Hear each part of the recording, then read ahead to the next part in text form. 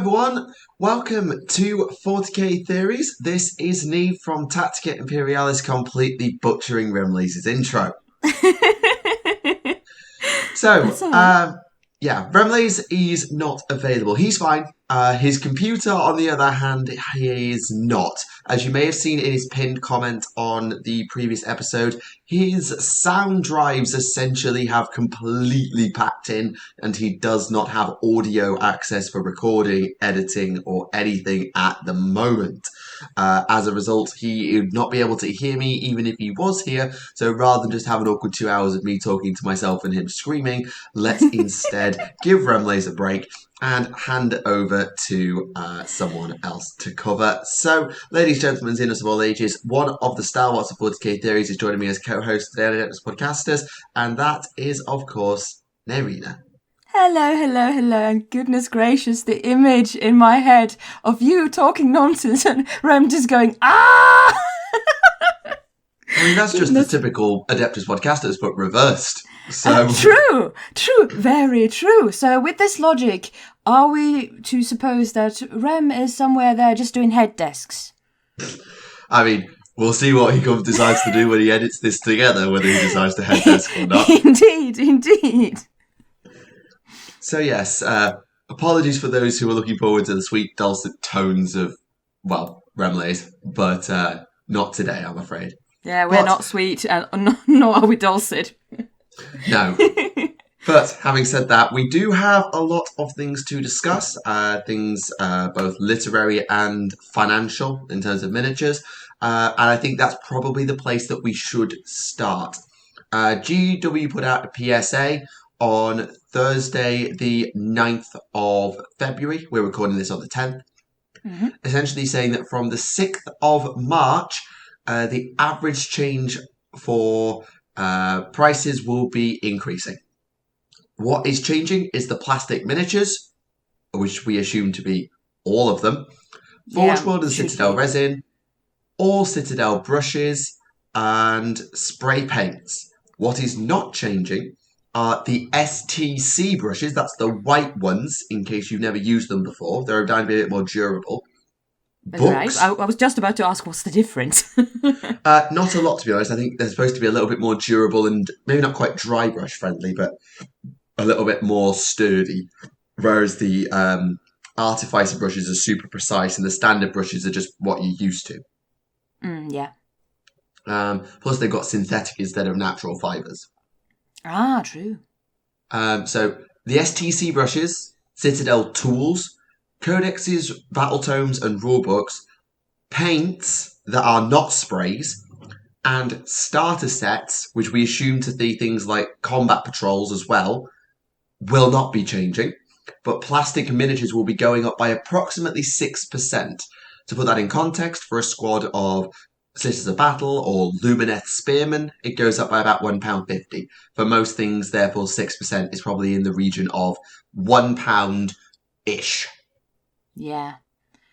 So it doesn't sound that bad unless you happen to be, for instance, a poor struggling student who's there like, I need my Idoneth fix.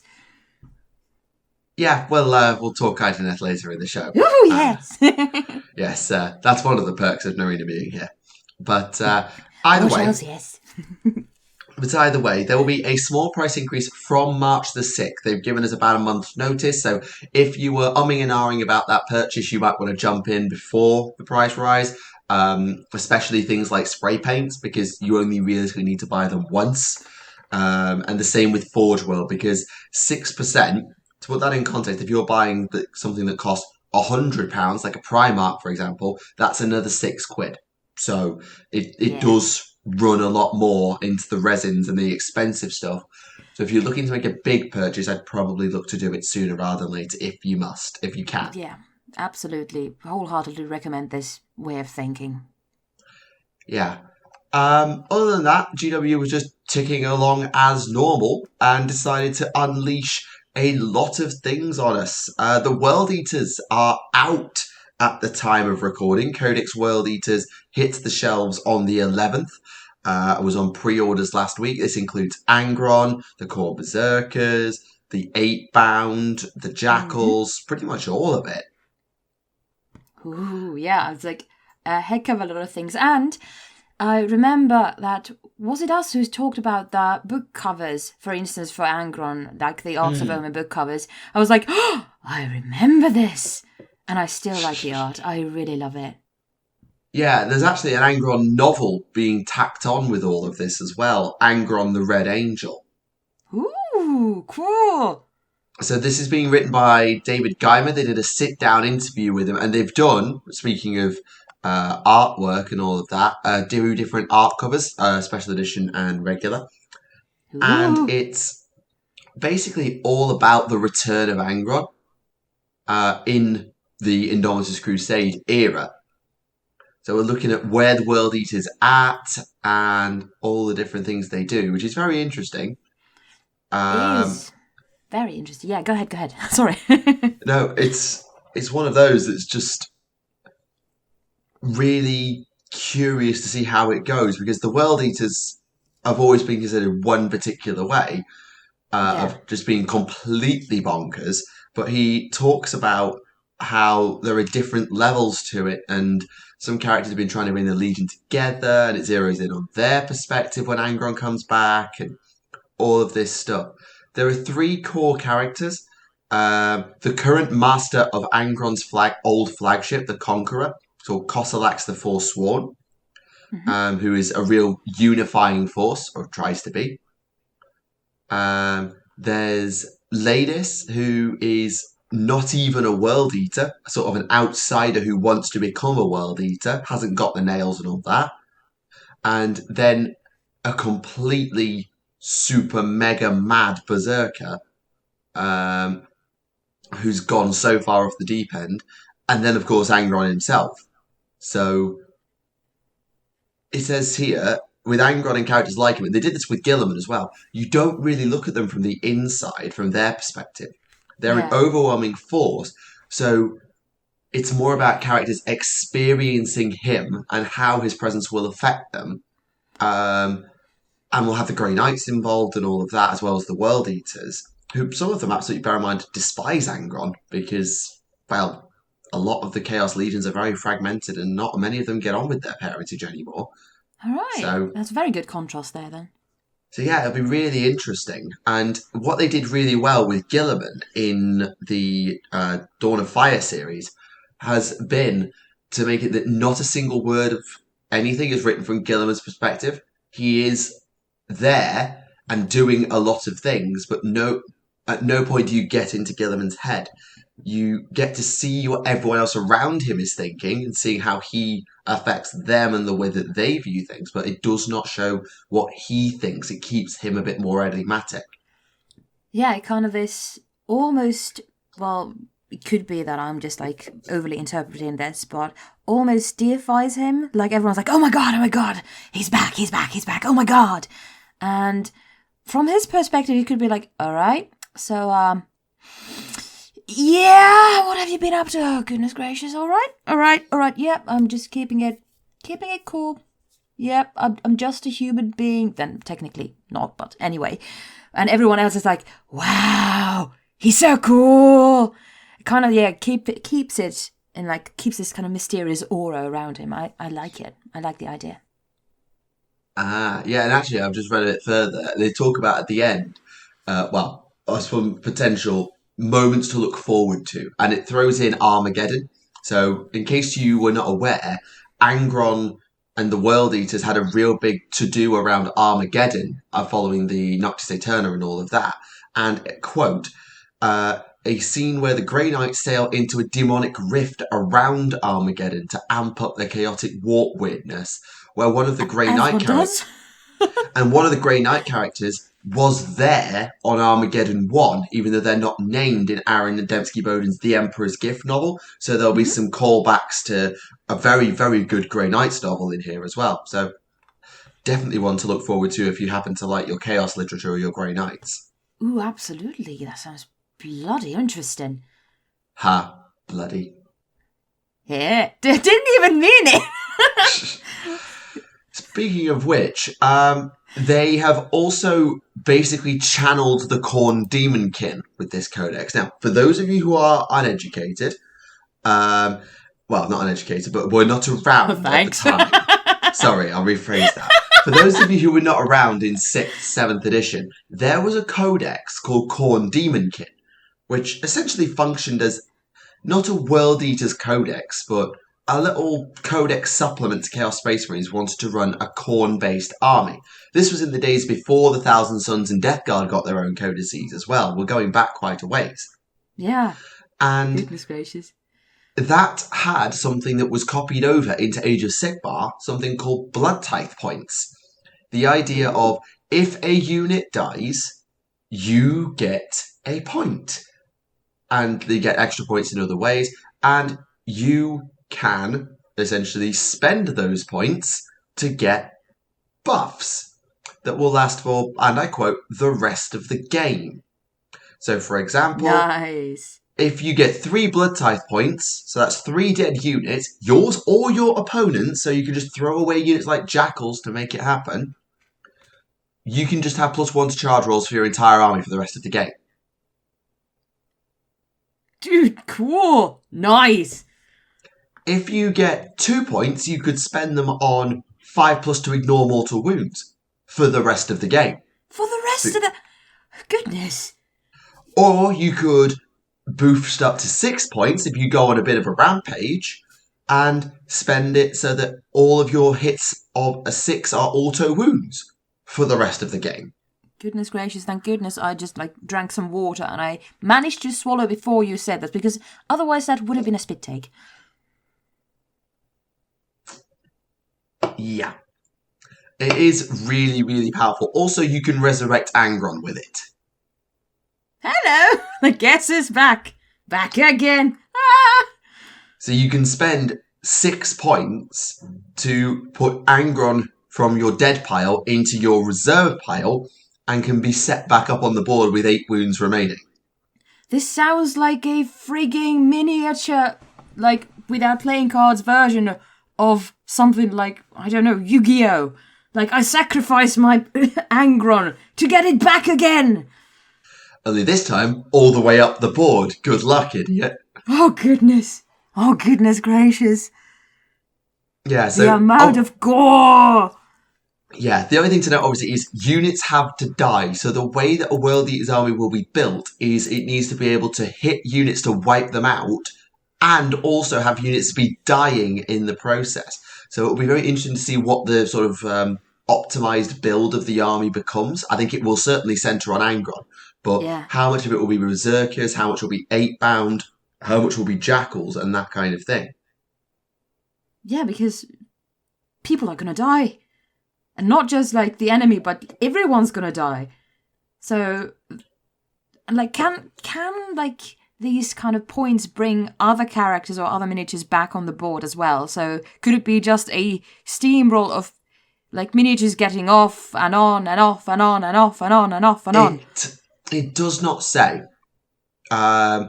It makes it clear that Angron has it, but he's a demon, so he can be resummoned, if you like. But I believe, obviously, if you've got mortals who die, they're generally dead. True. But I honestly don't know the answer.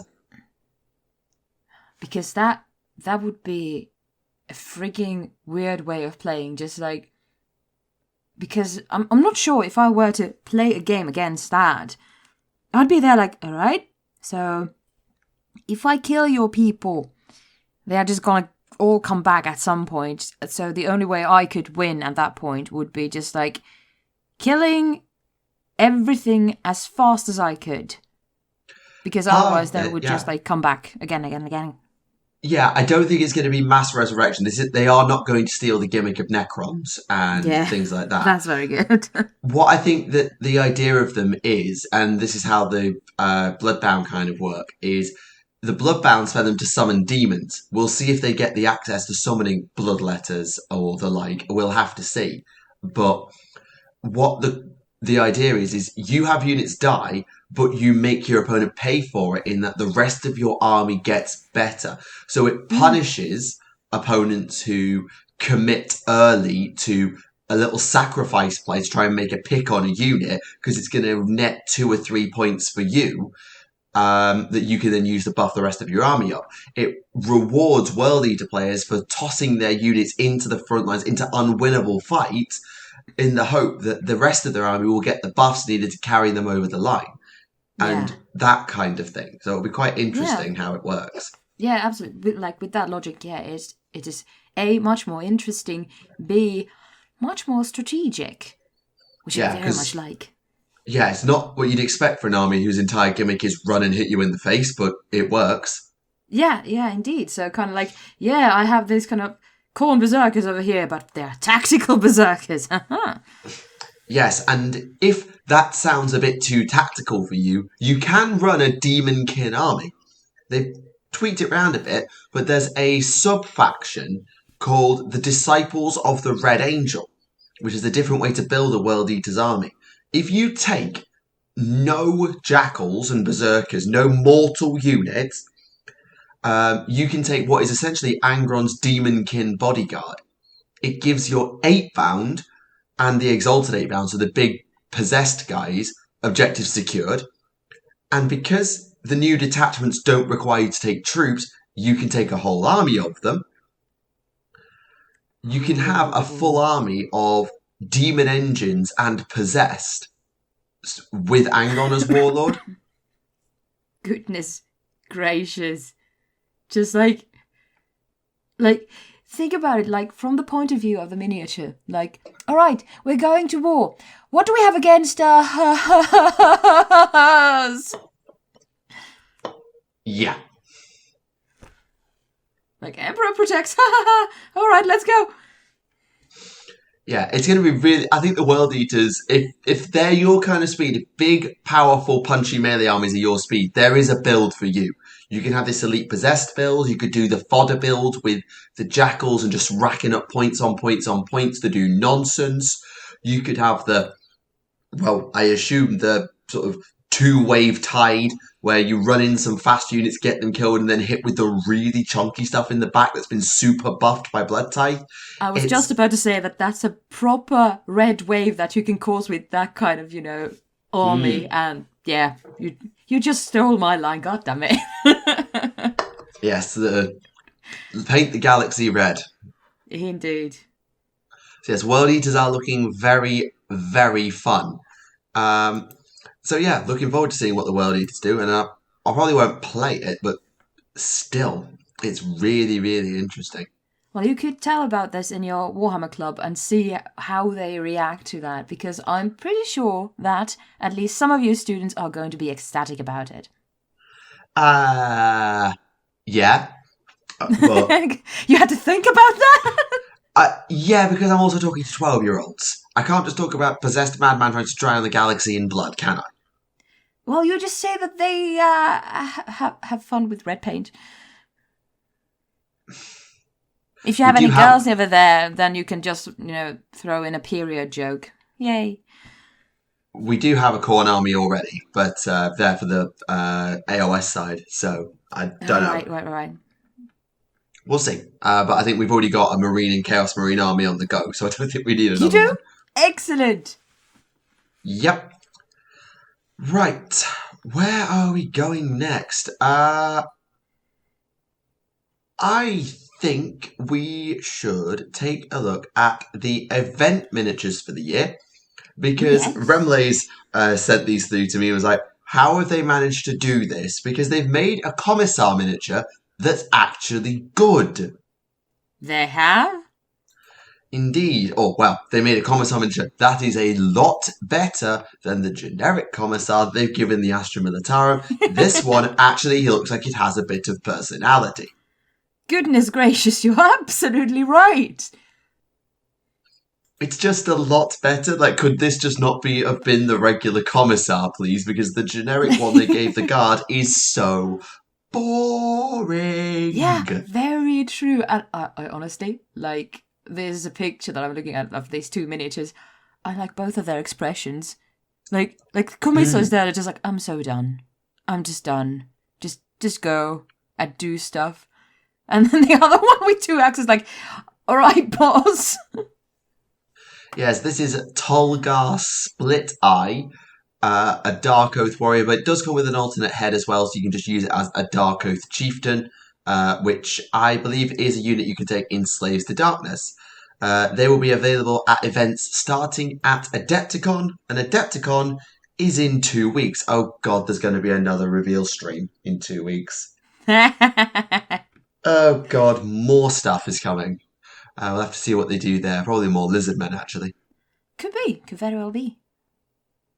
I actually did get a new Lizardman this week as well. A new Saurus Astrolith bearer, which is kind of like a battle standard bearer kind of thing. Yeah? I really quite enjoyed the new Lizardman stuff that they revealed at LVO, but I've not got an attachment to them. I don't know particularly if you do either. Well, not that much. If we have someone who loves lizards, that's Rem.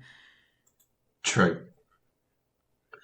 But no, he seemed really quite happy with them, and I think they've done a good job with this miniature as well. The sword looks absolutely very imposing. The Astrolith looks suitably arcane and yet also ancient, which is a good, difficult blend to manage. It is, and the whole design of it, it's kind of like very detailed, but yet kind of paintable. As a person who draws a lot and has a very, very bad habit of drawing a lot of details that might not show to the audience, like when they're just looking at the picture, I really like the fact that there is a lot of details, but they're still, every single one of them, big enough for, for you to enjoy them and it not just, kind of disappearing in the whole miniature. Yeah, because some models are incredibly intricately detailed, but only the most skilled painters will be able to bring them out.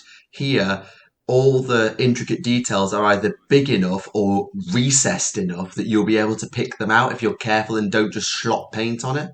Yeah, very true. Also, can we talk about the magic ball in the middle of it? Because that looks freaking badass. Like, okay, the paintwork is very good, but just how it is designed, just this kind of electric pulses, just like connecting it to the whole other, like all the other things in the miniature, so it just doesn't, fall off. I think that's very clever design. Very clever design. I actually agree with that. I'm surprised they've gone with such a dark purple, given it's supposed to be channeling the realm of heavens. It looks like the realm of death, but yeah, shrug. It's also quite interesting that sometimes glyphs will lock into new configurations, and even the Slan don't know why, because astroliths are just so bloody weird.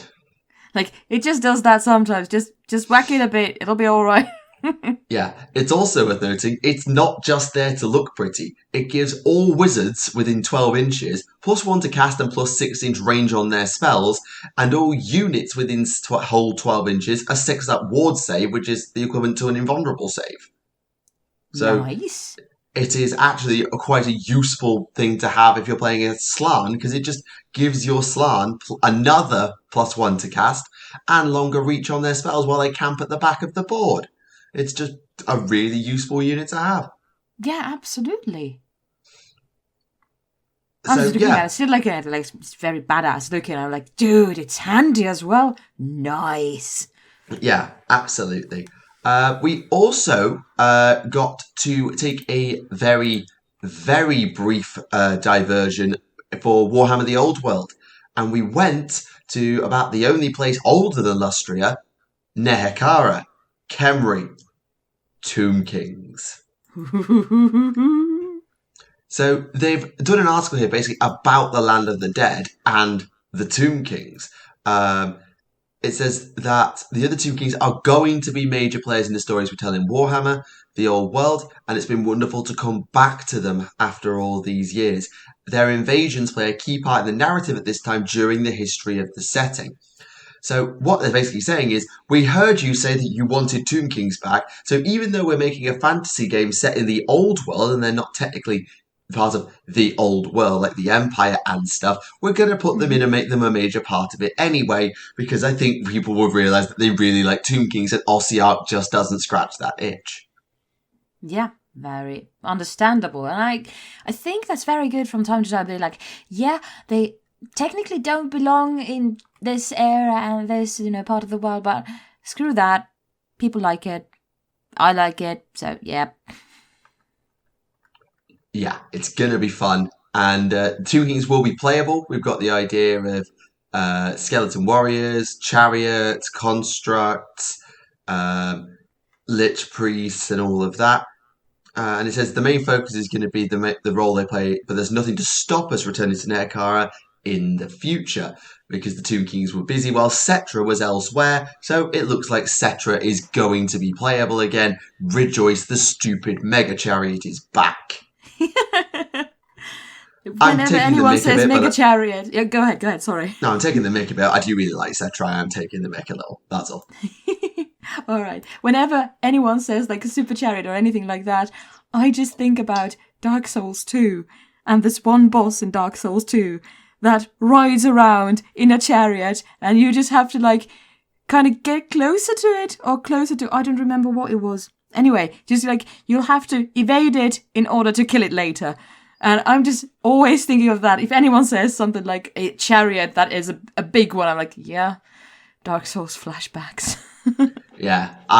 The other one that comes to my mind are the blooming combine harvesters of Slanesh. Because that's what they are. They are. That's a very, very, very apt description.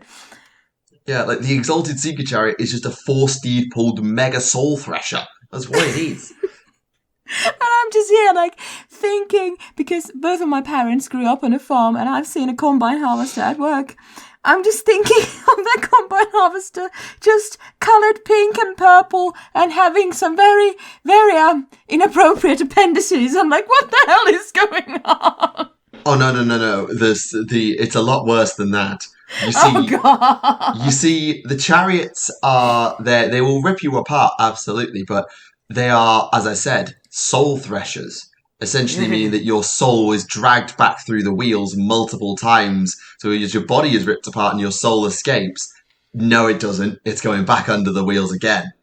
Oh, yeah. Ow. Yeah, the pain. And on all levels. Indeed. We also, I know we're sort of flying around a bit at the minute.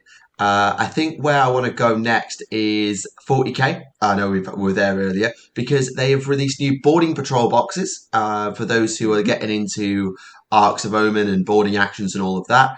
The Necrons get a box with 10 Lichguard, Ophidian Destroyers, and some Necron Warriors, but no characters, so boo for you, I suppose. True. The Tyranids get a Broodlord, a pile of Tyranid Warriors, and some Gene Stealers. So good stuff there. Nice standard classic Space Hulk kind of army that they've got there. I was just about to say very, very Space Hulky. Yeah. The Grey Knights get a way to get the Castellan Crow miniature in a box again. As well as 10 standard Grey Knights and 5 Terminators. I'm not going to tell you what squad they are because you can literally build the basic squad 4 ways and you can build the Terminators 3 ways. So there's kind of no point me even telling you anything else. Yeah. Can we talk about that flaming sword, though? Which? Oh, the Blade of Antwer. Yeah. I'm here just looking at that. And, of course, I'm a language teacher. I have no idea about, what stuff burns like purple. But my scientific mind, I was like, that's not regular fire. What is it? I remember talking about this at school at some point, but what was it? But tell me. So the materials that burn purple are the alkali metals like potassium when dropped into water. But this is the Blade of Antwer, a demon so corruptive that the only thing they can do with it is give it to the purest member of the Purifier Order and hope. Like, have fun. We have a demon here for you. Just for you. Yeah, they can't lock it in a vault because it's too corruptive. It's too powerful to destroy. And no mortal can pick it up without corruption except the purest of uncorruptible souls. And even Crow has to battle it constantly. It was said... back in the olden rules, the Blade of Antwer was a power sword that could not be used as anything but it was a demon blade that could not be used as a demon blade because if he so much as tapped into its power, it would kill him instantly. So he had to use it like a regular knife even though it was a massive super uber-powered demon blade, he had to keep it from doing anything all the time. Like, you have a badass sword, yes, and I have this knife. Yes, and they are the same thing, and that sword will kill me if I use it as anything but a knife. So, this is technically the most hardcore version of the Sword in the Stone. I suppose so. Very, very, very, very technically.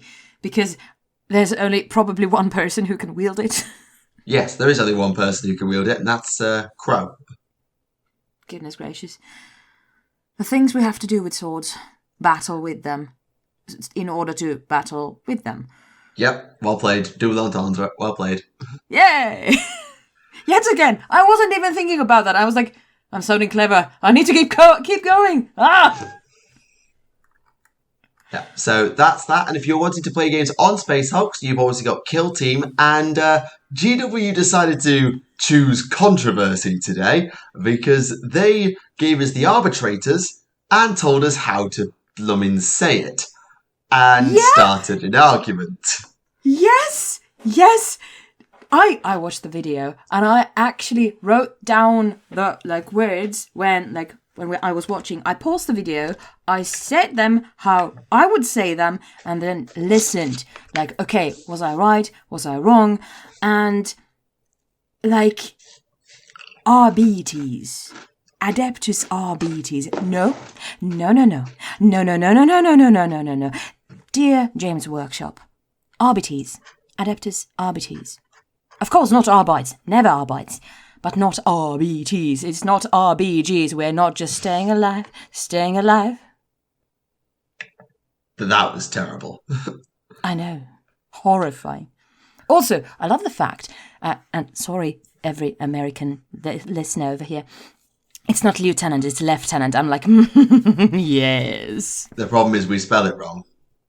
We spell it lieutenant, but pronounce it lieutenant. So I can understand why people get confused on that one. True, very true, very true. And I was like, well, it's a British company, sound British.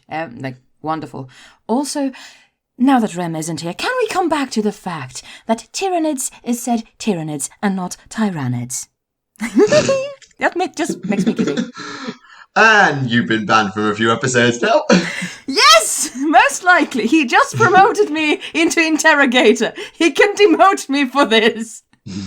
Yes, most likely. As long as he doesn't fetch the Vorax. Indeed. If he fetches the Vorax, I know where to hide on the Deinonychus. Indeed, also, the fact that I've been always saying Rebute Gilliman and not Rowboat Gilliman, etc., different kind of versions.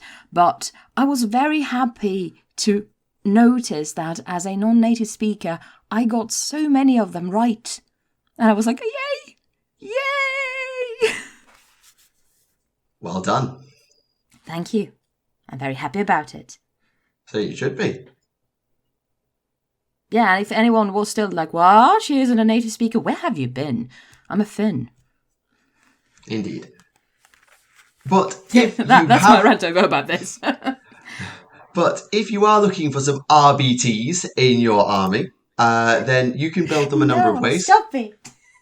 Yes, I've always called them Arbitates, but that's me. I know I'm weird. So well, that's still better than RBTs. Probably, yes. And we get a good real look inside the kit and the things you can do with it. You've got 2 different builds, the melee subductors with mauls and shields. You've got the vigilants who've got combat shotguns. There's 2 different 40k builds, as well as 2 different variations on the sergeant, who can either have a shotgun, a baton, and a shouty thing, or a dominator, maul, and shield, so the shouty thing goes on a separate base, which is kind of clever. It is, absolutely. Also, there's a doggo. There is indeed a cyber mastiff. It looks adorable and so proud to be working. Yeah, can we also put it's an R-VR? It's a rover cyber mastiff. Oh god, yeah. I was looking at this R/-VR, I think this is a pun. I think this is a word or something, but I just don't get it because I'm not a native speaker. But rover. Oh, that is so cute. Yeah, they've done really well with the squad. And can we also appreciate the transfer sheet? Yeah. Because it's got chalk outlines of dead bodies, one of which is Yeah. decapitated. Yeah, I was looking at that as well and giggling like a little girl. There is some really cool stuff they've done with this squad. They've really taken the time because they knew people would be wanting the Arbitrators to look good if they ever brought them in. And they've clearly taken time over this kit. So fair play. Well done, G-Dubs. Absolutely. These look badass, amazing. They have good poses. Also good paintwork. Like him. Love him. A lot. Indeed. Excuse me. That's all right. That's all right. So no, there's really cool stuff, and they've actually even shown the 1993 Arbitrator miniatures in a separate article. They did a lore article about them as well, as sort of the history of the minis. Yeah, they sort of put them side by side and shown them off. It's just really interesting. Okay. So apparently, what they were doing is they were transporting an alpha level psyker. As governors can call on the arbitrators to deal with the emergence of unsanctioned psychers. And essentially Soul Shackle happens because the Drukhari crash a Arbitrators ship into the Gallo Dark Space Hulk whilst carrying an alpha level psyker. So now they've got to go in and fight in it. Yay! I mean, wait, what? Oh, I found the picture of the two, different type of miniatures right next to each other. Yeah, there's been a slight development. Just a bit. Yeah, not that much, but a bit.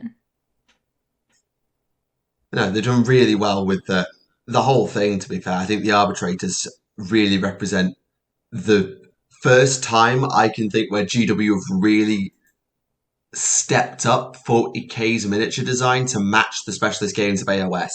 Because absolutely, I've said on record multiple times, Warcry and Underworlds have some of the best miniatures that Games Workshop has ever designed. Like the warbands they do for them are amazing.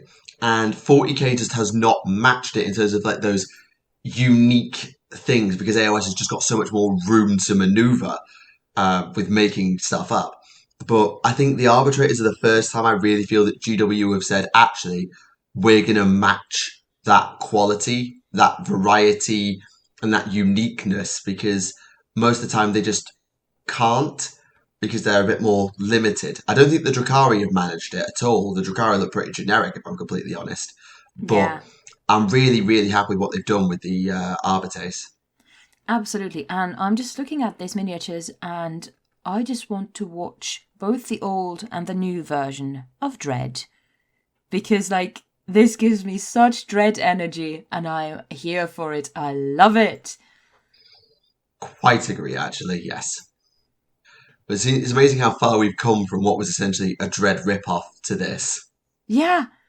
And I think, of course, naturally, from a Dread, ripoff, you can only get so far from Dread if you want to keep the kind of same look. But still, this is still something quintessentially 40k. But still, I get this kind of, Dread, police, RBTs, and this kind of look. I'm there yeah, this is the kind of police force that I expect Warhammer 40k to have. Yeah, but I still want to watch Dread. And as Rem said, because you probably see it as well, that the armour has a lot of hallmarks of the Sororitas, they'd make a really good set of Frateris Templar conversions as well. Ooh, very true. Yeah. So no, they've done really, really well with them. I'm really, really impressed. Me too. We're proud of you, James Workshop. Now, if you prefer things a bit more old school on the 40k timeline rather than human history timeline, may I interest you in this week's Heresy releases because we got two quite interesting ones. Mm-hmm. The first is the Esoterist or Esoterist Consul, which is essentially a traitor-only kind of evil librarian kind of thing, essentially doing a bit like demonology, I suppose. It's not quite demonology, but they can corrupt. No, both get them. I stand corrected. Both get access to the Esoterists, not just the traitors. Ooh. That's good. So the Loyalists deploy their arcane learnings to weaken corrupted foes, and so it's anti-demonology, whereas the traitors get actual demonology, summoning and things like that, whilst both of them get access to the Santic spell Void Darts, which is essentially, well, it's a psychic weapon. It's not actually a gun, but it's a 12-shot gun that's strength 5 AP 4 with Santic, so it always wounds demons on 2s, and Deflagrate, which is quite ability to stack up more hits. So, as a gun, that's a really powerful gun to have. A 12-shot AP4 gun. It won't do much to Marines, but ow, it's a lot of dice. Yeah, absolutely. Just yet again, a reference to something else. Reminds me of, the Helsing anime and the gun that Alucard has. Ah. It's kind of, okay, click, click, boom, boom. You're gonna be in pain. Agreed. And if you end up in too much pain, they might have to put you into a Dreadnought, which leads on very nicely to Contemptor Dreadnought upgrade kits. I love that segue. That was a very good segue. I'm proud of that one. As you should be. So they have done 6 Contemptor Dreadnought torsos to upgrade them as essentially the resin ones that they'd done before, but rebuilt and retooled to work with the plastic kit. Now that is very handy. So we've got Sons of Horus, although you'd be forgiven for not quite realising if the eye wasn't painted properly that it wasn't a salamander because of the fire. Oh, right. Yeah, I honestly, I thought first that it was a salamander. It's fine. The Imperial Fists, the Dark Angels, which was definitely the Dark Angels with the candles absolutely. and the angel tomb. The Emperor's Children, which has always been one of my favourite upgrade kits for the Contemptor Dreadnought with the Aquila on. Mm-hmm. The Iron Warriors, beep boop. It looks so... True. And then the White Scars, who hated Dreadnoughts, but apparently, they could have them anyway. And can we appreciate how anime that helmet looks? It looks like a Power Rangers Megazord. Yeah, I was just about to say the same thing. Very anime. Yeah, it could have, that head in particular could have walked straight out of Super Sentai. So, yeah. Oh dear. I mean, if anyone ever wanted to make a crossover with 40k and Super Sentai, now is your moment. Apparently so. But honestly, can we appreciate the details on all of them? Because these came from the resin upgrades. They've rejigged them a bit. So when you're working with resin, you can create these super fine details. And it's just about how you transfer the molds over to plastic. Yeah. And I think they have done a really good job with them. Hopefully, because they are putting the original Contemptors, the resin ones, on last chance to buy. Mm-hmm. Hopefully they'll get the upgrade kits for all 18 done as soon as possible. Because whilst it's the Leviathan Dreadnought that walks around with a corpse strapped to it for the Night Lords upgrade, I still think they could get around with, doing neat upgrades for all 18, please. Because if they're going to do it for 6, you may as well do the rest. Indeed. By the way, do you think that the Emperor's Children one, those eagles at the, left and the right side at the bottom, are they do they pop up actually, or are they just painted that way? I think that they are sculpted. That's badass. That's very good, because that's a lot of small details over there. Agreed. I mean, if they are hand-painted freehand, then fair play that person, but no one is replicating it. Yeah, absolutely. I'm like, yeah, they are pretty. Not gonna do that. Nope, nobody is. Yeah. The final thing is a couple of halfling star players. I know those two things are completely contrary to one another. But yeah, here we go. So we've got Cindy Pie Whistle and Puggy Bacon Breath. And no, I did not make that up. One of them is walking around carrying pies, and the other one appears to be carrying, well, a bacon sandwich. And that's a literal foot long when I just look at, his feet and the sandwich. A bit perhaps longer, but still.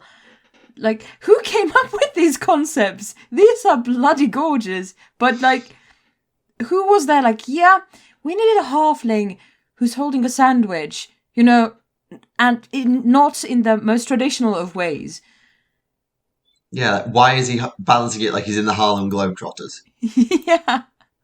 To flex, I guess. To flex, I guess. Also, can we appreciate that Cindy is in a classic thrower's pose, but she's got an oven glove and a steaming hot pie instead of a football? Yeah, a steaming hot pie. You'll have to actually paint the freaking steam coming out of the pie.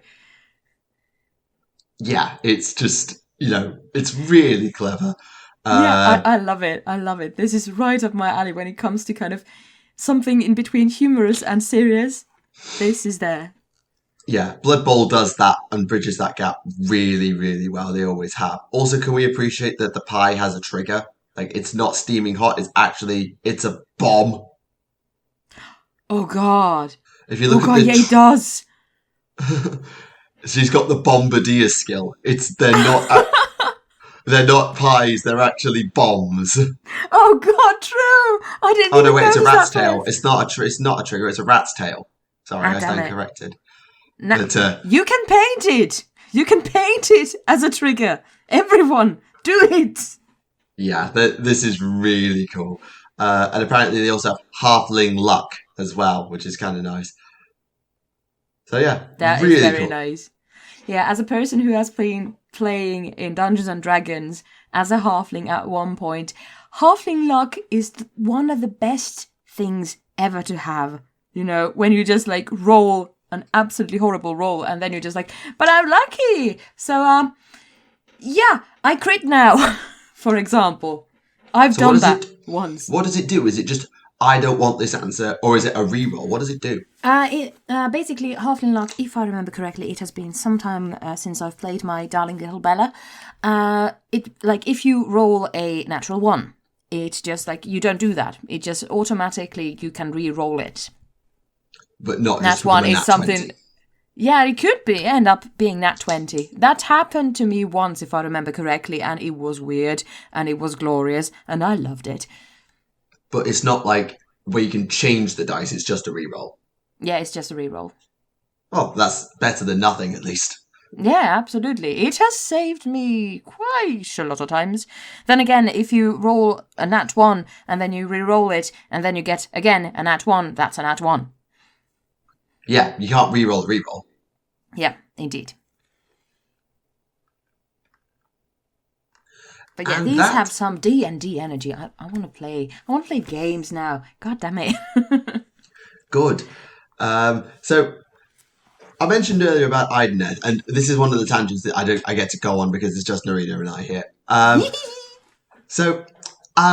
have been trying to sell Naerina my Idoneth for ages.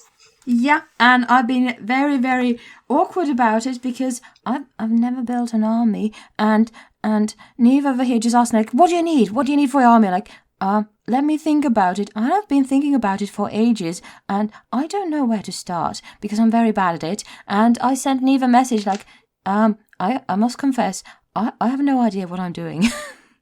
And that's fine.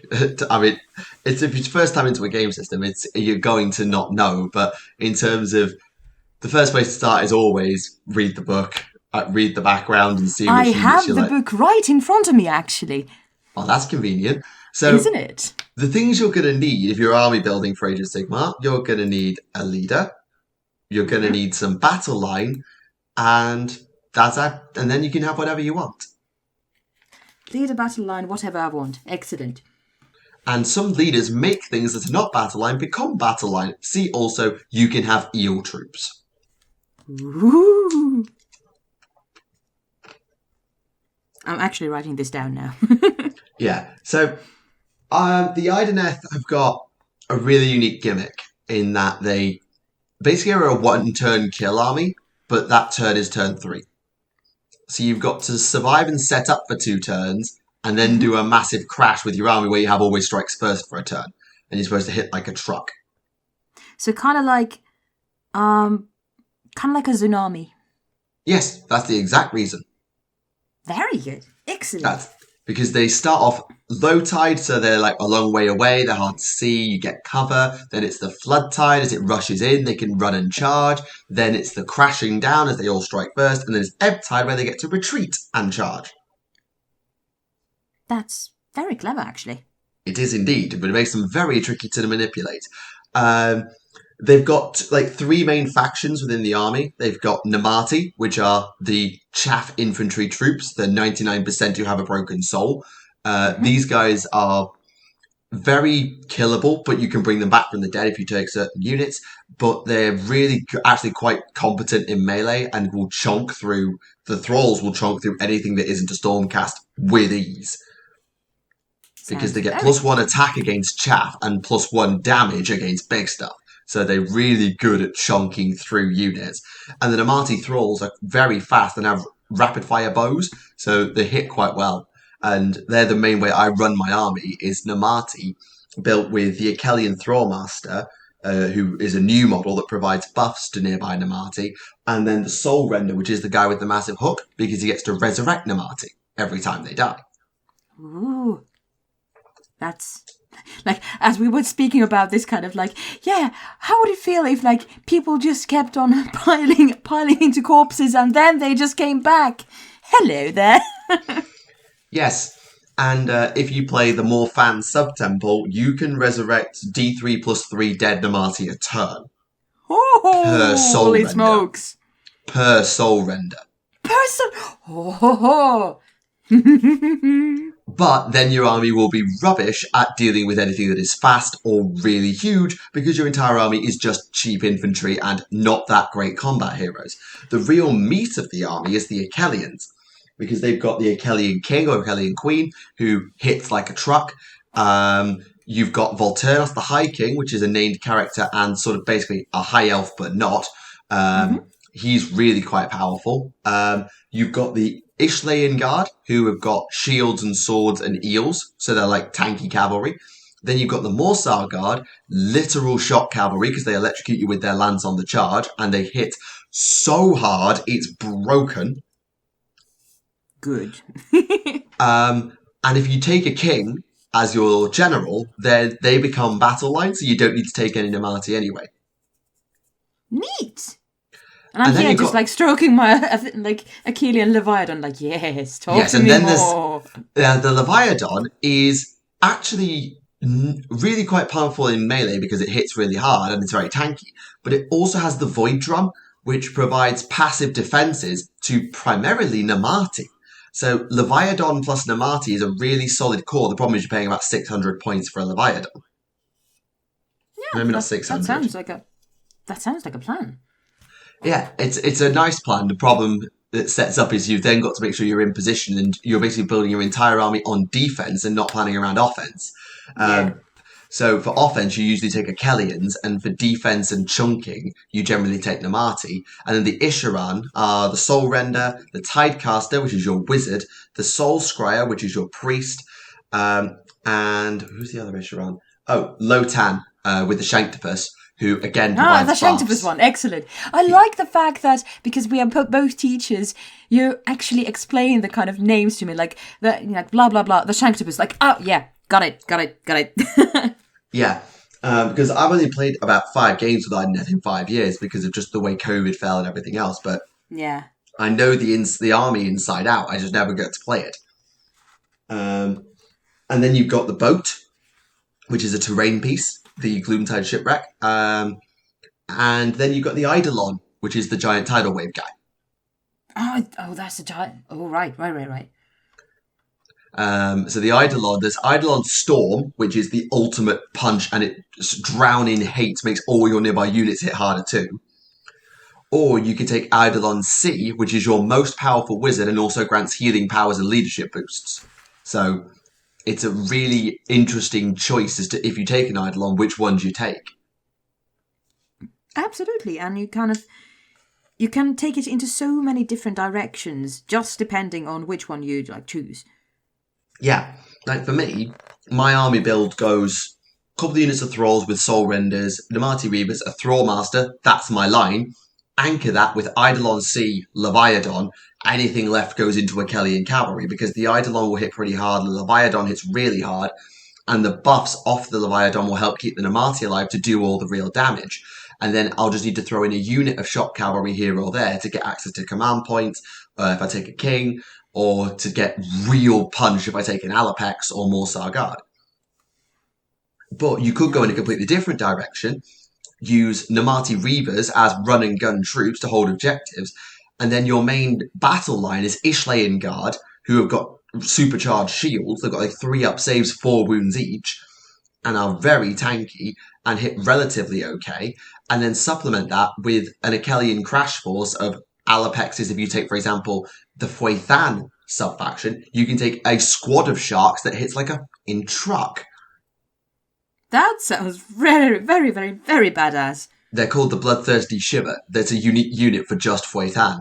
So there's unique stuff for all of them. There's the 6 sub-factions, then you've got different relics, different spells, different traits, all this. And I'm not going to run you through how to build an Idoneth army. That's a video in and of itself.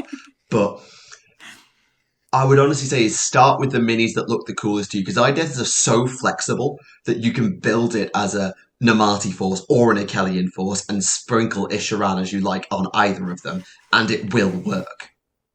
You should honestly just start a series of videos of Letters to Naerina, in which you just explain everything Idoneth.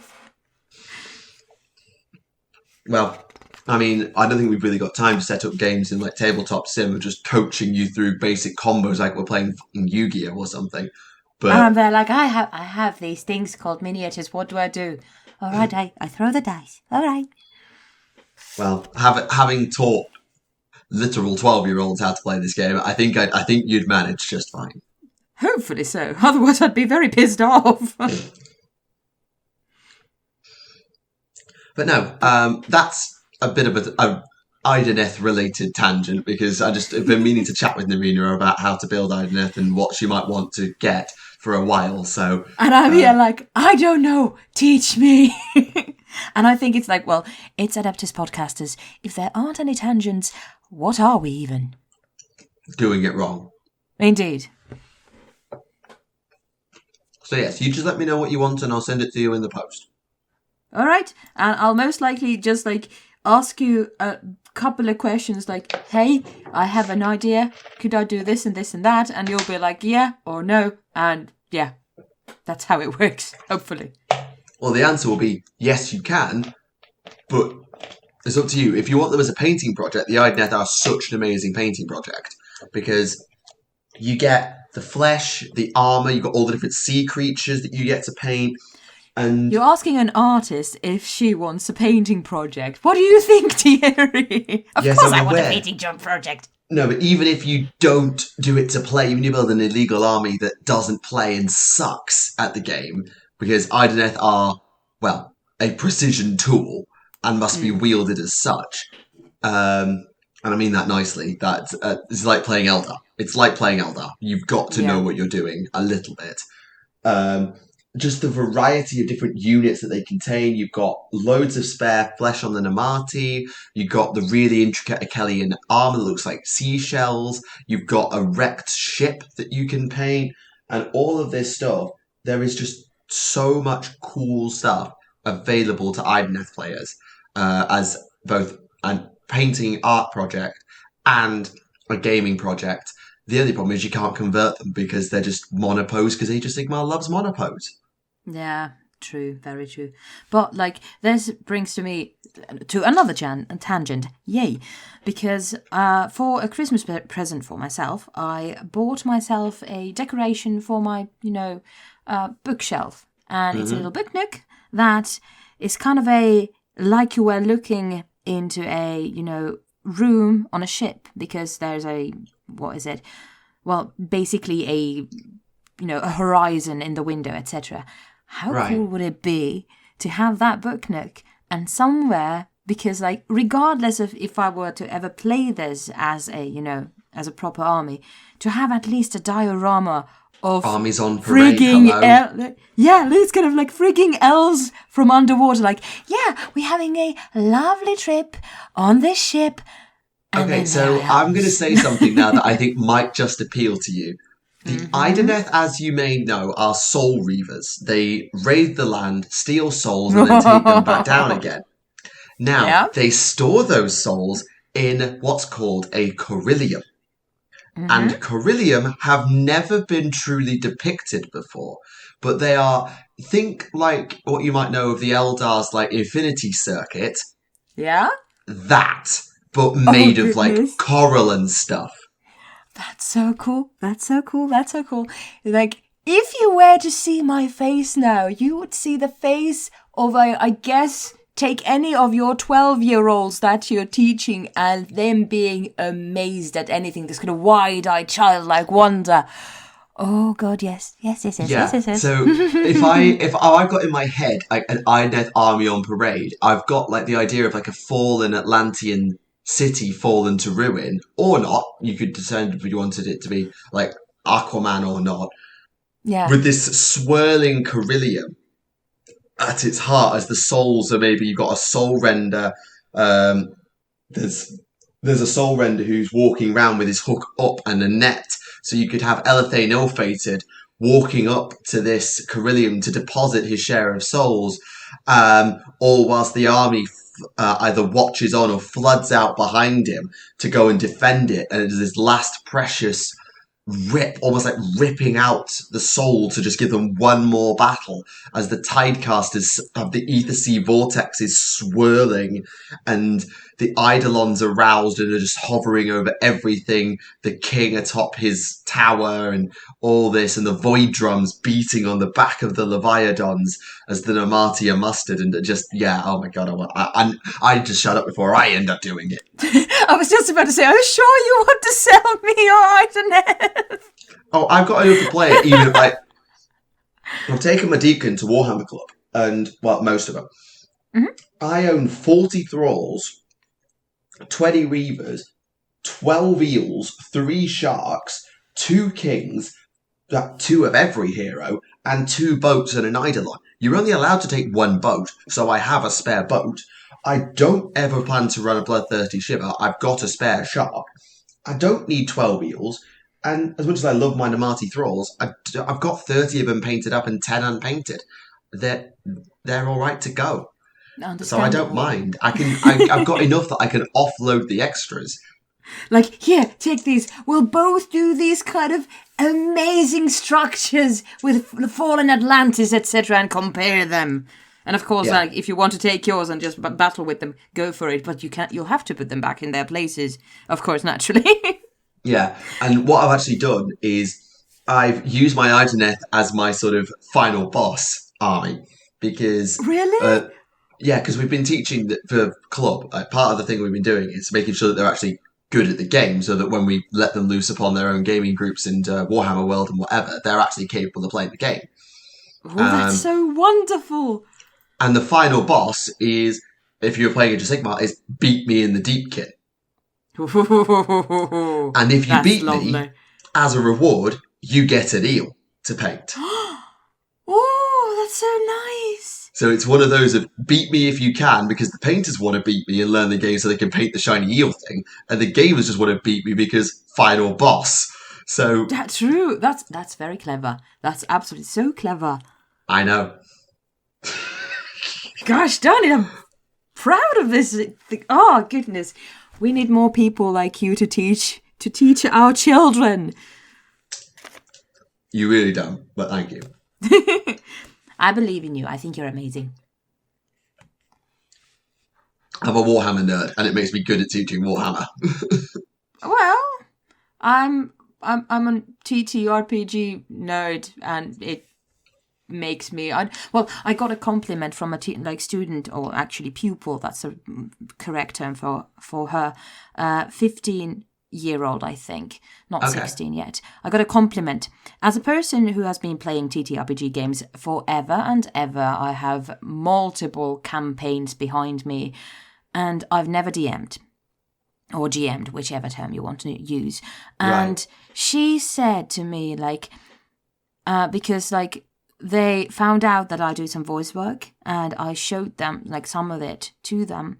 like this whole group that was there, not the whole class, but this group that found out. And she told me, like, and take this as a compliment, but you're like a GM. And I was like, thank you. I absolutely take it as a compliment. And I was like, do you play TTRPGs? Like, and she was like, no, but I listen to some podcasts. I'm like, all right, so you don't play them yet. I take it like that. Excellent. But I was so honoured that she considered me the kind of from a nerdy perspective, the GM of the classroom. So, like, I make people do things and apparently they have fun. And I was like, this is so sweet. And it's one of those when you know you're doing your job right, and then we're going on the teacher tangent now, but that's fine. One of the most rewarding things in education, because teaching, people often ask, like, why do you do teaching? I appreciate this is a Warhammer podcast. I'm going somewhere with this, I promise. Like, one of the things with teaching is it's such a time-consuming, draining, near borderline soul-rending career. Mm-hmm. It's just a lot of work and a lot of flack. But at the end of the day, when you've finished that lesson and you know that you've benefited a child's education and got them where they want to go, or when they come up to you on results day and thank you for the work you've done in getting them the grades that have got them into that college course or have got them to do whatever, or they say, I'll see you next year for this course that I've taken, and you inspired me to study the subject further. It doesn't happen very often. But when you find yourself in a position where you are making a difference, it's the same with this Warhammer Club, it's the same with this podcast, and just everything we do is about, we're having fun with our friends, we're doing something we're passionate about, but we're making a difference.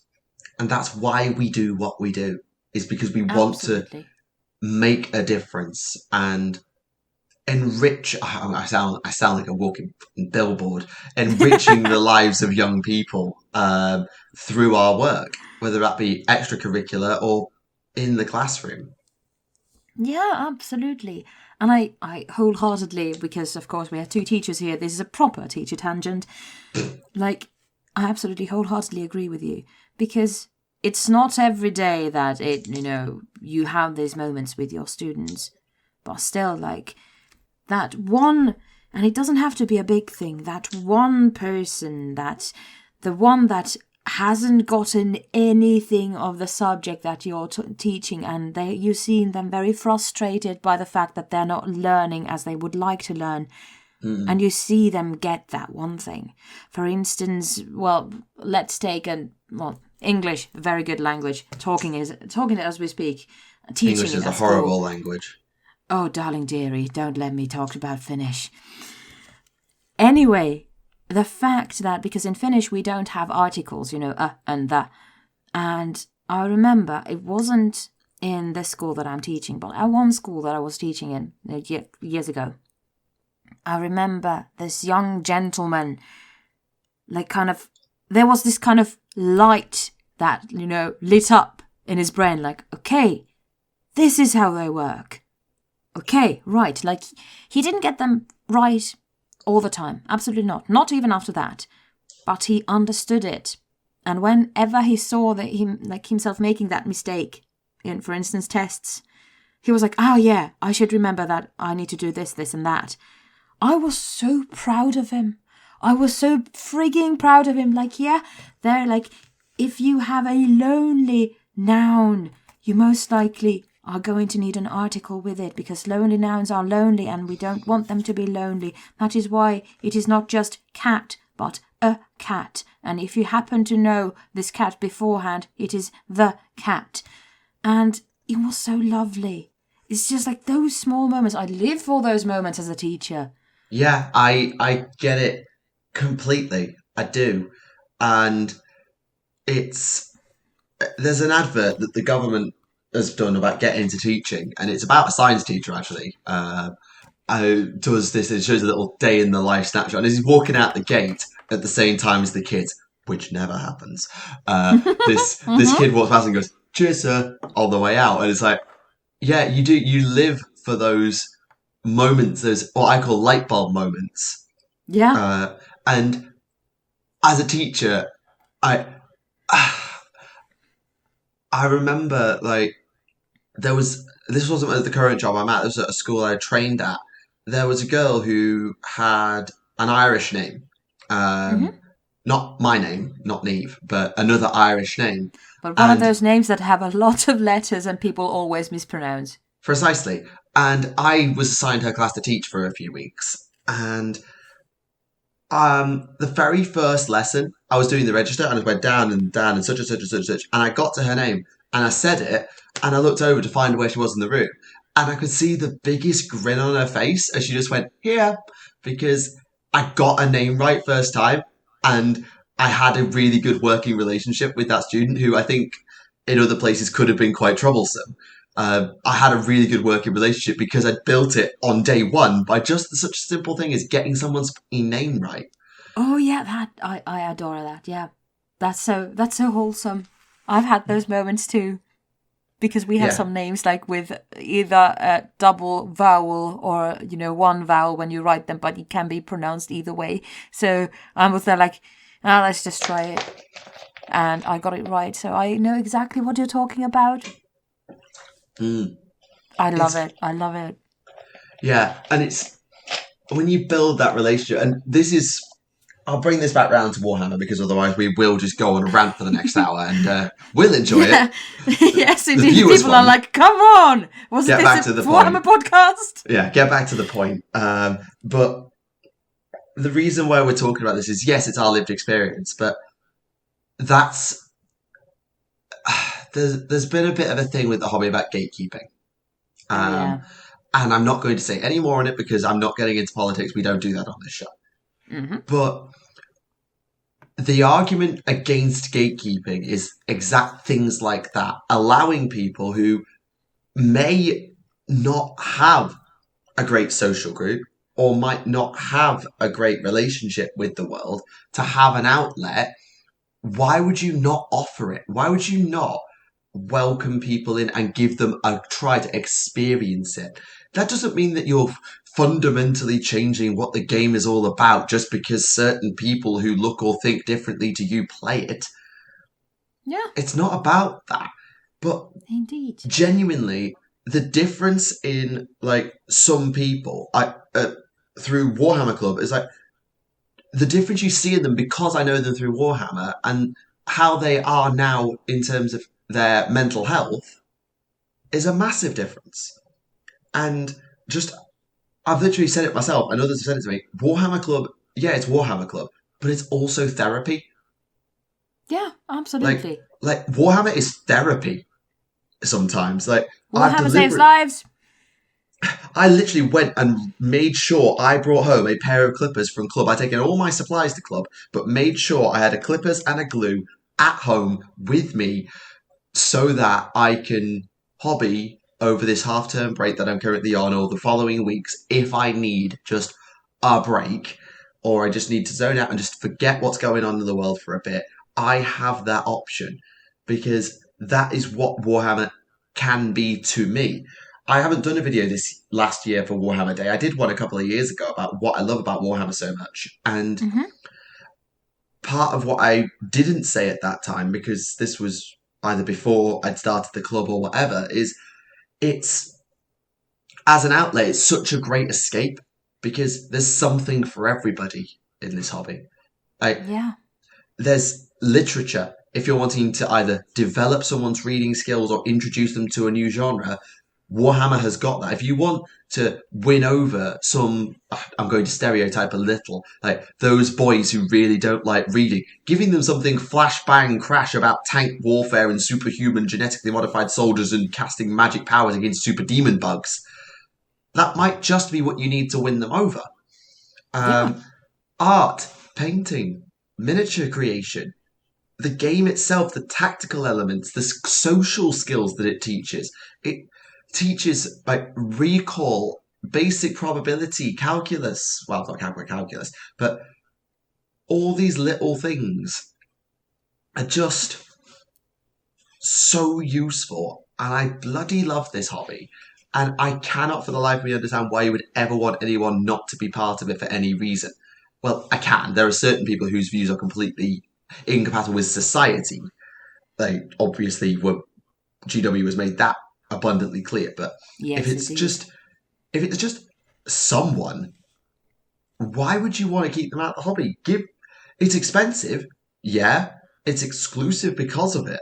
But what I've managed to do is, and what people can do is, if you go into areas where, yeah, there might be a high level of low income or a high level of people who aren't really into, going into higher education or whatever, that's fine. You can still use Warhammer as a tool, just as a vehicle to give them something to do and something to be invested in. Because, well, we do call it plastic crack for a reason. True, very true. Anyway, I'm going to stop rambling because otherwise we genuinely will run out of time. Oh my god, we've been going an hour and a quarter already.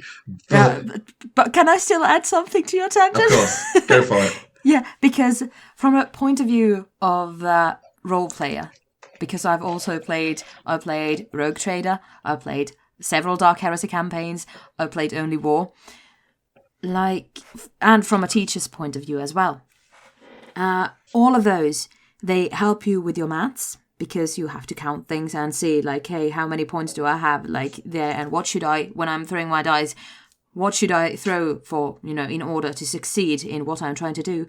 And sometimes role-playing games can get people out of their shells because they are doing it, or, they are having a blast doing a role. They are not themselves because they might be very, very intimidated by the fact, okay, what if people don't like me? What if I'm not enough as I am? Okay, it doesn't matter because let's say I'm playing as, well, let's take my newest darling dearie that I have been playing because I haven't played my sister battle yet. My darling dearie heretic, Xena Silcanto, who grew up on a penal world, got out of there, did some crime by being a heretic, got back in there, got brought to this Inquisitor, and was, with other future acolytes, deal with that. And how the character grew, how I grew with it. And of course, I know these people with whom I've been playing. I know them by heart, and I knew them back then already. But we had so much fun. Playing completely. One of the sweetest guys ever played this kind of a brute of a man who was always at odds with Xena, my character. And it was so wonderful. And we had discussions about it. And we got to play different kinds of elements and play with this kind of different kinds of elements in different kinds of social circles that we usually would not, do because we are who we are. But it's a kind of safe way of exploring what we could be. Yeah, and it is so nice seeing some of the students who I have met, or the people that I knew when I was at school, doing my Warhammer club at school. All of those things and those friendship groups that you build and those relationships, they transcend oh yeah, who's the cool kids, who's not. They transcend what year group you're in and what your circle is. I know, and one of the most indicative tells of how successful I feel that Warhammer can be is I built with my colleagues. Well, I was invited in to help with a Warhammer club about a year ago. Mm-hmm. Very soon, as part of an experience that they've been offered, one of the attendees of that club is founding their own club. That's so cool. Outside of school. How cool is that? I know. And it just shows that if you get people and they get invested and you introduce it and you sell it and you give them that time and you let them explore the world and the universe and you can do some wonderful things for all kinds of people who can be who they want to be, who they are, without issue. It's just so much useful stuff. And I would always, always, always argue for if you play in the hobby, give people a chance to experience it. It might be. I remember when I was at uni, there was a lad lived 2 floors up who I met on a night out round a friend's house, and literally there is a video of me with him doing a battle report on this channel with this guy who had never played Warhammer before in his life, just playing a game with like some orcs on my kitchen table because I wanted him to experience it, and he had a good time. He never picked it up and played it again, and we didn't talk much after that. But he had a decent time, and the battle report is still on my channel from like 5 years ago. And I think that's the beauty of it. You don't have to be like in love with the hobby just like that. No. But you can just experience it, and if you're having a good time, you're having a good time. You don't necessarily have to pick it up again. But still, that's something that can, spark joy in your life, regardless of if you're like hyper, super, mega fan, whatever. Or if you're just there like, hey, I would like to try this. Yeah, exactly. No argument there at all. So, yeah, Warhammer is awesome. And coming from 2 mega fans, we know we're preaching to the converted because we're on like 160 odd episodes of this show, and most people who watch are our regulars. But indeed, seriously, and I am I'd be interested as a little assignment to the comments of share your Warhammer stories. Like, what was it that who got you into Warhammer? Did you stumble on it on your own? Were you introduced by a friend? I was introduced by a friend who used an Imperator Titan to kill all my legendary Pokemon in a little theory crafting. Yeah, I was a Pokemon nerd at the time, and he basically said, Imperator Titan? Yeah, no thanks. And just sat in the back of his mum's car on the way to band practice. But no, that's very adorable, actually. Yeah, so that was my intro to Warhammer. What got you guys into Warhammer? Did you walk past the shop and just pop your head in? Were you introduced by a friend? Was it a club? Was it something completely random? Was it through us? Did you stumble on, like, maybe not this show, but something like us on the internet? Like, that's how I've got into, like, I got introduced to pro wrestling through Remleiz entirely. And Total Biscuit on the side, but almost entirely through Remleiz. And, like, I didn't play Yu-Gi-Oh! For years, and then I got stumbled on, like, a memes compilation video, and ended up downloading the Master Duel game, and still watch some of the Yu-Gi-Oh! Content creators today. Like, the things you stumble on. And yes, the best kind of stumbling. Yeah, and what kind of stories do you have maybe when you've introduced Warhammer? It doesn't have to have gone well. It might have been that they didn't like it and you never spoke to them again because they unfriended you for being a noob nerd. But just share some hobby stories, because I'm really interested to see what our experiences are versus, others, because I go out of my way to share my undying love for Warhammer with the universe. But you don't have to be like us, founding clubs or running RPG sessions. Just share a few stories. I'd be interested to see what you have to say. A little assignment for you. Absolutely, yeah. 2 teachers giving you assignments. Very good. Sure. Yeah, of course, we couldn't just do a podcast. We had to give a lecture and then set some homework, didn't we? We had to. Yeah, naturally. That's what we do. Yeah, you can take the teacher out of the classroom, but you can't take the teacher out of them. Yes, indeed. The classroom will stay wherever it is, but a teacher will always stay a teacher. Oh, yes. What time are we? We are, oh my god, we're at nearly an hour and a half. Indeed. Whoopsie. Let's do a few questions. And then if we get some time, I'll discuss the ending to the Ossiarch book that I was discussing last episode. I don't mind if we have to kick it back to another episode, but I'd be quite happy to just do a few questions now, since we've gone out of our way to give the comments something to do. Let's make sure that we've been reading some comments and answering a few questions, because we made a real effort last episode. Indeed. So, you had them up before I did. So, is there any in particular that you saw that you wanted to start with? Hold on a second. I had one, but of course I lost it. Yeah, actually. There's a question regarding the Tau. How would the Tau Empire and the Farsight Enclave react if there was a Tau faction that worships the god of the greater good? Well, there is one. True. Because that's what the Shadow Sun novel was all about. Was the sort of institution of the god of the greater good, the god Talvar, as, a thing, and what that means in how faith becomes part of the Tau Empire and how it's used against the demonic elements of the Death Guard and Nurgle. And we don't know exactly how that's going to play out, but we know Shadow Sun has allowed the statues to stand and said, you just got to have well, I'm not going to quite go. She didn't quite go George Michael and say you've got to have faith. But you know what I mean. So honestly, I think the enclaves, will probably be quite distrustful.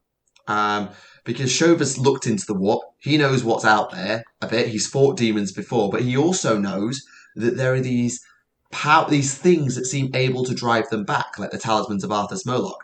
And if faith and this idea and these things are able to work in that way, I think, especially if Shadow Sun backs it, and the Ethereals may or may not, we'll come on to the Ethereals in a moment, I think Shova would be willing to go, I don't like this. It doesn't jive well, but if it helps, it helps. Yeah, I was like, for a moment, I was picturing that Hot Fuzz movie have you seen it?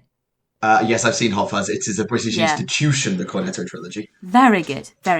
Because there's this kind of the choir of the greater good, and just Nicholas Angel saying "shut it." Yeah, it's all about the greater good. Indeed, I'm just imagining like people just going like the greater good, and Fireside just saying "shut it." Yeah, as a thing, I was joking around with my fiance the other day about that we were just talking about the greater good, and I just echoed it with the greater good. So you can't say it once. Like, it's just an institution. You just can't. Like, if I just hear the greater good, I don't need to be a part of the conversation. I just mumble to myself, the greater good. Yes, that is the effect that Hot Fuzz has had on British society, is it has become a walking meme. But also, yes, I think Farsight is the Nicholas Angel who does not give a toss about the greater good, but also is aware that the cultists have got to go, and anything that will help with getting shot of them is probably to his advantage. I think, to be honest, and I can't believe I'm going to use this analogy, Farsight is less the Nicholas Angel. He's more Danny. In that he's quite happy to go along with the greater good, but not in the way that is done by the leadership, the Ethereals and such. And when a different idea comes along, that being, the Farsight doctrine, happy to follow that. And it can still serve the greater good, but not necessarily in the way that the greater good was before. You do realise that you're going to never stop hearing about this analogy of Farsight being Danny. I know. But that's the question that I was like, when I was looking at these, I was like, yes, I have Neve over here, tell me things. Yes, and there's a comment actually on the most recent episode asking what if the Ethereals are like demons of the greater good, and that the appearance... The appearance of the Ethereals is warp time fuckery from before the discovery of the creation of Talvar, but that kind of creates a paradox. Like the god of the greater good existing and sending the Ethereals through warp time fuckery in order to establish and embed its doctrines to allow the god of the greater good to live. And causality loops are a thing that exist in 40k. See also Azrael and the scattering of the fallen. So, personally, I am of the opinion that the god Talvar does not sit nicely with the Ethereals. Because as much as the Ethereals might end up being remolded into priests of the Talvar, and I just don't think that the way they are, the Ethereals do not like to be challenged. They do not like to be pushed around, and they will not be pushed around by any Tau. And I would not be surprised if the ethereals will tolerate but not propagate. And so if you believe in this Tau Var thing, fine, but it is not what we believe in. If it exists, where is it? Because it's not communicated with the Tau. The only people who are aware of it are the Fourth Sphere, and Strike bloody hates the thing. And will say, if it exists, fuck it. It's all come from the Kroot, the humans, the psychic races is of where the worship of Tau Var has come from. It's not come from the Tau themselves. So Tau Var is an auxiliary created concept of how they perceive the ethereals Tau Var, the greater good. And so it's going to be interesting to see how our doctrine, challenged against the religious doctrine of the humans, squares up. And I don't think it's going to end nicely for the ethereals, either because they're going to be undermined or have to change with the times, I think. But and we they're know... not good at that. Nope. And we know Arcs of Omen 4 is probably going to be Farsight. So we've got an upcoming bit of lore on Farsight to accompany his new miniature, I hope. So I'm looking forward to seeing what they do with the Tau in the Arcs of Omen era and how they set them up for 10th edition.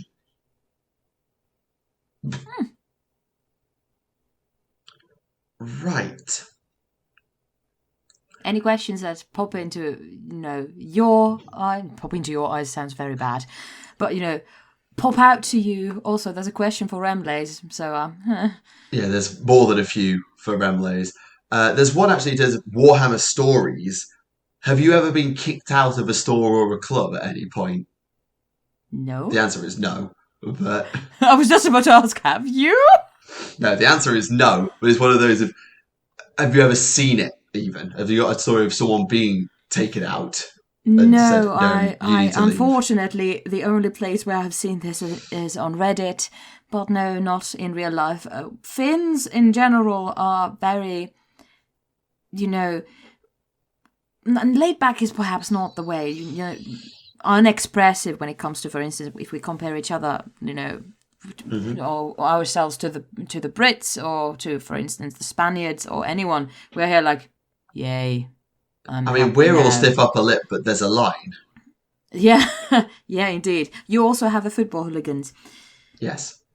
Yeah, but no, I've never seen it. I know some people who, if they behaved in the arse-holiest of manners that they can, might be in danger of, flying out of a hobby shop. But no, I've never encountered it in real life. What about you? No, to be honest. A lot of the time, my store was always either a GW or it was a local that my mates recommended, and we went along after the local GW shut down. So they were always run by GW or ex-GW staff. And I don't recall ever seeing anyone being told to leave. I know there were some people who people didn't get along with, but no, I've never seen a full-on chuck out. No. I think... No, actually, I tell a lie. There was the time, I've talked about this story before, where I, as a tiny year 7 in my second month of Warhammer, picked up someone's Pedro Cantor and was then up against the wall as a result of it, because said year 11 took offence to me picking up their Pedro Cantor, which I should not have done, to be clear. But you were a small little one. Yes, and an idiot. Small little idiot. So yes, I don't think that guy came back much after that, as it happened. But they weren't like said, right, you need to go or anything like that. So yeah, no, not really. Yeah, I've encountered something like that, but it was not in a hobby shop. So yeah. All right. Fair.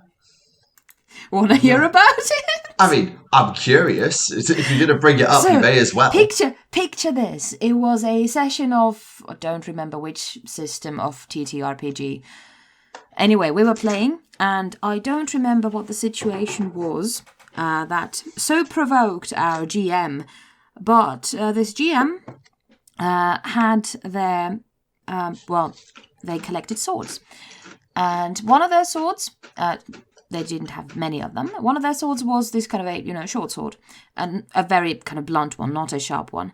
But still, I remember them lifting the sword up to one of the players' throats and saying, "You stop that, or I'm going to hurt you." And our GM was not the smallest of people, like kind of tall and had some mass. And everybody on the table was just like quiet for a while. Yeah, you would be, considering you just had a threat of murder happen at the table. Like, Yep. No, that's ridiculous. And I'm assuming that was the last ever session you played with that person. Unfortunately, no. Oh. Yep. That's awkward. Yeah, indeed. Anyway, I have not talked to this person in quite a while.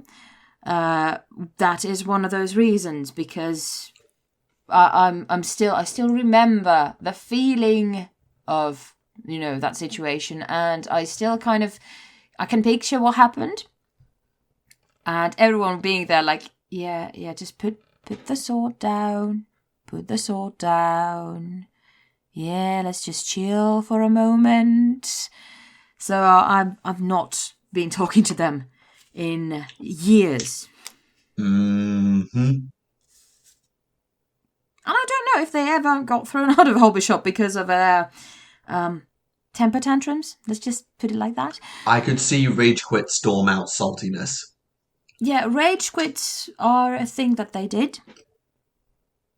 I don't know if they do them anymore, because obviously haven't been talking to them in ages. But I hope that they have grown up a bit. I would like to think so. Right. Lightening the mood a little. Yeah, hopefully. So, me and Rem had a long-ish conversation about why we don't want the Primarks back. Mm-hmm. And this person then, particularly I think, went and had a chat with me about it and the things that I was saying to Sotek in the episode prior to that. Because I am a huge proponent of the gods in Age of Sigmar. Because they're incredibly interesting, they're human in their flaws, they're very unique people. Well, people, elves, fish, zombies, whatever. Creatures. But if I find the Sigmar gods so interesting and what they add to the setting is so valuable, why don't I want the Primarks back, even though that's literally how they would fit into the setting and give human-like powerful characters who are relatable human beings-ish? And it's a fair question, actually. I remember seeing this when I was scrambling through the comments a few days ago and thinking, actually, point. Let's think about that one, because I knew I wanted to answer it. And I think with me, there's two main reasons why I find the gods in AOS so good, but would not want that to translate to the Primarks. And the main reason is factions. Take the AOS gods. Sigmar does not play the game. Alarielle is in the game for Sylvaneth. Teclis is in the game. Morathi is in the game. And currently that's it for Order. Malerion will be along later. Nagash is in the game. And Kragnos is kind of on that sort of level, although he's not a god really, and is in the game.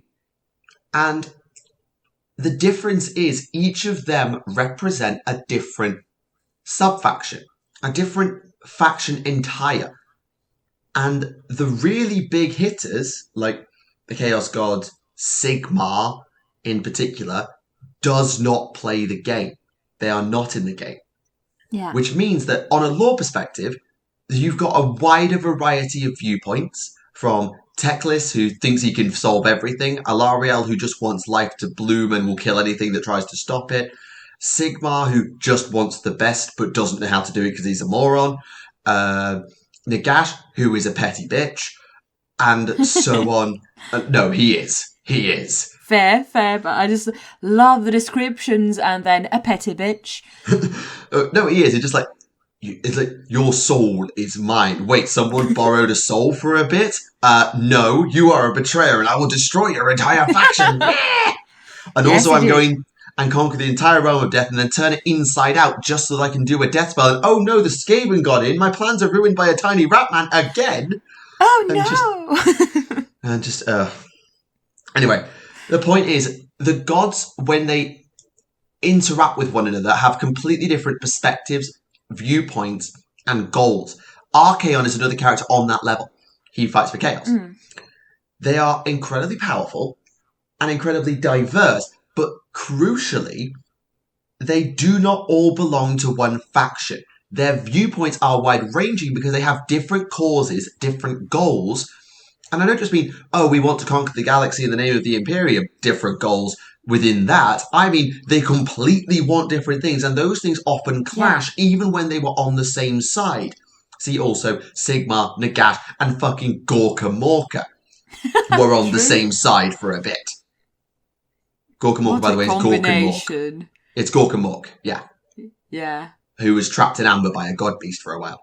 Anyway, point being, all the gods in AOS are very different because they play a limited role in the story, but also have a very powerful role in the stories that they take part in. Nagash versus Teclis has had massive consequences. Nagash was driven back and pretty much banished, paving the way for the new era beast, but it's also completely haunted Teclis as well. Think like, infecting Cain with the Nightbringer kind of levels.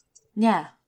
And Alariel's now in the ascendancy as life blooms again in the wave of Gorka Morka coming into the ascendancy with the era of the beast. And so on and so forth. They all get their own goes. At the moment, we're in an area of destruction in the ascendancy. We've had death in the ascendancy. We've had chaos in the ascendancy.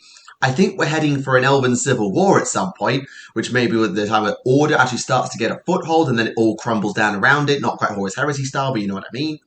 Yep. And they're all very unique, very different, and on different sides. The Primarks present a very different problem, because the traitor Primarks coming back is one thing, but they never went away. We knew they were going to come back eventually because they never went away. But the thing with bringing the Primarks back is, and I said this last time, imagine being an Orc player in an era where there are 3 or 4 Loyalists and 5 or 6 traitor Primarks. And all of them are incredibly powerful, game-warpingly powerful, and all of them belong to the 2 Space Marine factions, or sub-factions of Space Marines. What reason, other than bias, is there to play Orcs? Like, you have to make the other armies broken, or give them, like, Primarch-level characters in order to compete. And those characters will feel like an ass-pull, or will be brand new and not have that nuance and depth that all the gods in AOS have, because they all lived in fantasy as well. So they've got that history. The Primarchs have all the history, but if they all come back, 1, you're just playing 30k again, but with more alien variety, and, a second side. And 2, all you're going to be dealing with is petty fraternal bitching all the time. This is not like people with wildly different ideas, mantras, perspective, armies. Well, it is, but they're all working towards one, and I'm going to say it again, greater good. On one side, they all have different ideas of what that is, but it all comes down to chaos wins or the Imperium is what it is. You're not going to have, like, if you bring all the Primarchs back, a rogue Russ who just decides to join up with the Tyranids because he's gone so mad he likes the idea of eating everything and going mad and killing everything in a rage. It's not going to happen. You're not going to have the reanimated corpse of Ferrus Manus' head encased in iron and piloting a Necron killbot. That would be something. It would be hilarious, but they all have this shared history with each other of the Horus Heresy, and they're all human in the same sort of. We come from different places, but we all want the same thing. Whereas it's like adding another Avenger. Yeah, a little bit. Like, whereas if you do it with the AOS scenario, instead of doing it like one bit, it's like the Avengers before they were the Avengers, and they put like Avengers Civil War, but with like 15 different sides, and everyone's right and everyone's wrong. And Yeah.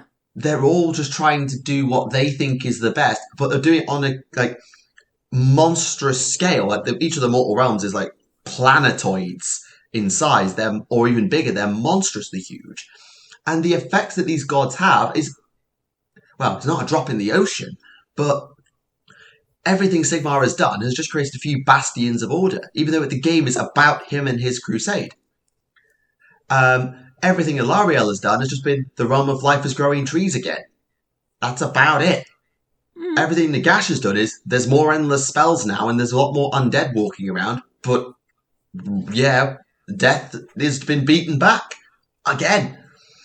Chaos rules the mortal realms, but it doesn't always feel like it because Archaon is still on conquest trying to conquer the Bastions of Order and Azir. Everyone has a goal, everyone has a means of achieving that goal, and they all have history, relationships with one another, and completely different goals in mind. Yeah. Whereas the Primarks don't. They if you brought back, so let's say, Vulcan, Dawn, Lion, Russ, Guilliman, all of them will probably work together to some extent. Lion will go do stupid shit, and Russ will probably be a bit insane kill machine and just run off into Imperium Nihilus like a killbot. But they will all be working for the Imperium and rebuilding the Imperium in the lore. And the other factions just will have no one that can cope with that on a character level or a gameplay level. And it hurts the game. AOS has been built around the gods playing the game. Like, Nagash was in the game from day one. Whereas 40k, yeah, 8th edition was built with the idea of Gilliman, Magnus, and Mortarion in mind, but they are so overwhelmingly powerful and game-changing that every faction kind of needs to have one. Whereas AOS, taking the gods, they cost 800 to 1,000 points sometimes. The investment of taking them, like Marathi's 600, Teclis is like 700, Nagash was up to 900 at one point. Like 900?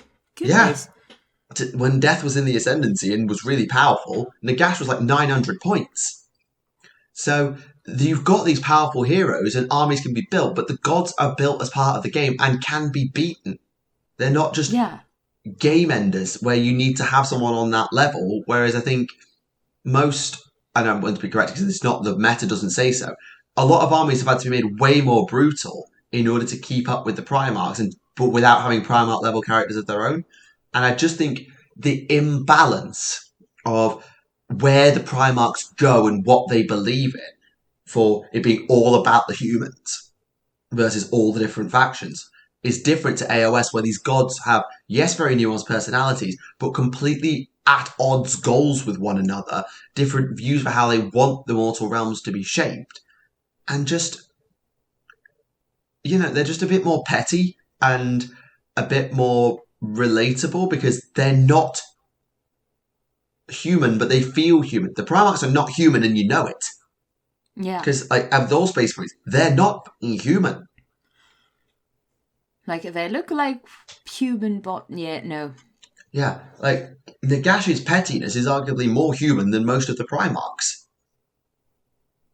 Teclis is, I can fix it, just let me fix it. I'm Bob sure the Builder! I guess. But just trying to... Marathi's jealousy and bitter drive to succeed in the face of everything else that she was denied her whatever, to the point that she dove into Slaneshi's body to eat the souls of the fucking Phoenix Kings in the most badass move ever put to paper. Just, I don't know. I find the gods just more diverse and more relatable, whereas the Primarks feel like you'd just be adding on a giant pile of broken-ass characters who either have to be very similar to their 30k incarnations or feel completely different with complete ass-pull lore writing. You've got to do something really clever with the Primarks if you're going to bring them back, to not make it feel like 30k all over again, but with more brain damage. Kind of like, have you bought this DLC? Well, never mind, you have one now. Yeah, I suppose so. I realise I went on like a 15-minute rant there, but I hope that helps to answer your question, because it made me really stop and think about it. Yeah, and I think that was a very good analysis of the situation. Or, the possibility of having the Primarks back. I mean, I don't know if you particularly have a stance on it, since Rem and I talked about it last episode. I don't know if you particularly have a stance. Well, I think my stance, it's a bit something like you have. Of course, naturally, I don't know all the, gods and, tech lists, etc., etc. But this kind of, it would be very interesting to see the Primarks back, to be sure. But then again, there is the problem of, if you bring the Primarks back, what about the other factions? Why would anyone ever play with the other factions? Except for orcs are silly, so I want to play with them. Yay! Yeah, I get what you mean. And actually, because orcs are silly and I love them. There's a comment, actually, that it says here. There's another comment that actually references what we were talking about. Mm-hmm. This bit explains pretty well how the Imperium is the some are more equal than others. The Space Marines are a sub-faction, or several sub-factions, that also have the support of one of the numbers-wise biggest factions in the setting. Bringing back the not confirmed, definitely dead god-level characters on top of the Space Marines, on top of the Imperium, would just be too much. It's just giving the Imperium even more shit. Yeah, if they were to escalate the situation with the Imperium, they would have to escalate the situation with the other factions as well, because, otherwise it's just humans. Yeah, pretty much. And that is just it. I think if the Space Marines were a faction that were not part of the Imperium, let's say that the Space Marines seceded from the Imperium and it didn't cause the galaxy to implode, then them having the Primarks makes them a galactic level threat despite their tiny numbers. The Tyranids have overwhelming numbers in the Shadow in the War. The Necrons can come from fucking anywhere. The Eldar can strike from anywhere, and so on. The Space Marines cannot do that, but if they come and find you, they would have some of the most powerful people, most powerful warriors ever to take the field, led by demigods. At